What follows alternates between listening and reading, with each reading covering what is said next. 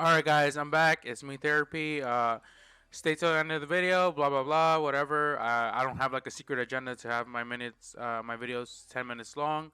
My well, let's hop right into it. 13 is a really unlucky number. This is where I'm ranking the Dallas Fuel. That's exactly what they're gonna need to avoid this season. Is bad luck. Last year they were constantly having problems from Kai to XCC's bans to Effect melting down on stream to Kai throwing Rascal under the bus or like putting one player against the other. The season one roster was full of problems, but season one is over now, so let's see what they can do. The good thing since season one was new management and Arrow and Jane. They're both very recognized, very good coaches. They're obviously anybody's better than Kai at this point. Kai was a huge problem for them. Hopefully, this resolves their coaching problem. They also shed their dead weight in Coco. They signed Closer from London, which is obviously an upgrade over Harry Hook. And RCK was signed, so that solves their D-Row problem. Now, the bad things in season one, they let go probably the best player of the squad is Siegel.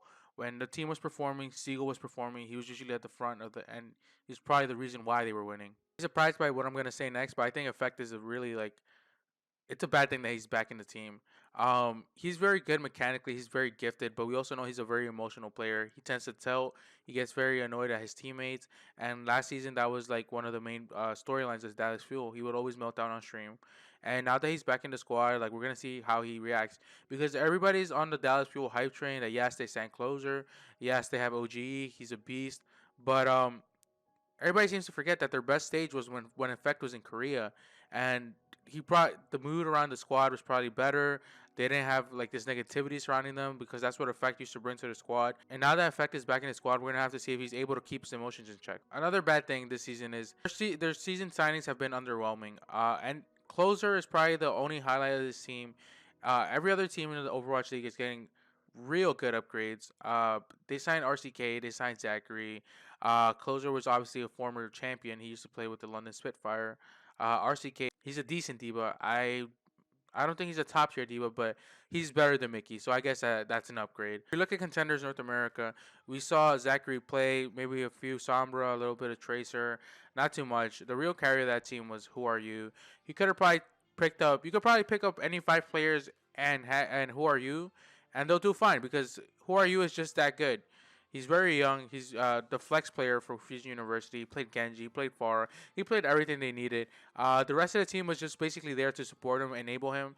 And Zachary was not a superstar for that team. Sure, I think Who Are You made him look good, but Who Are You would make any DPS partner look good. And that's why I think that Zachary is not a good enough signing, and I think that's a worrisome point for them. So I stated most of the things I stated were matter of fact. But this is my personal opinion now. This team runs on emotion. It's a very emotional team. We saw our first season. We saw Taimu break down a couple times. We saw almost everybody on the team break down except for Mickey because Mickey's just Mickey. Like, he's happy all the time. We saw a couple good games from Dallas Fuel last season, but we also saw that right afterwards they would crash and fall. This is a team that runs in emotions, and I think they still run in emotion.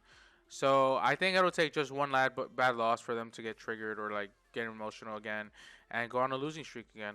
Uh, they lost Siegel, which was a very important piece. He was very flexible. Everybody thought that coming into the league, he would be their projectile player, and that's what it was looking like. But then they're like, no, Siegel played Diva, and he was their Diva player. And he did a really good job. And a player that flexible and he was probably a leader for that team, cannot be like replaced so easily. It's gonna be very hard to replace Siegel. I don't think the signings they had were good enough. But I'm pretty sure mechanical skill and experience will be enough to beat some of the lower teams, and that's why I'm ranking them at 13th. I don't think they're gonna be the worst. I don't see them. I do see them with a big upside. Realistically, they're gonna get emotional throughout the season, and that's why I see them at 13th. I made a quick, shorter video giving less opinions on the teams and stating more matter of fact. And yeah, let me know what you guys think. Drop a comment below. Like the video if you agree or disagree. If you think that Dallas Fuel are gonna be higher. I know Dallas Fuel has a really big fan base, so a lot of people won't like to see that. I think I rate them so lowly. They had their best stage when Effect was in Korea. Anyways, I'm still doing the JJonak giveaway. I think it ends January 1st. So if you want to join if you want to snag an autographed NYXL JJonak signed jersey, feel free to enter in the link in the bio. I'm gonna upload another video tomorrow, so I'll see you guys then.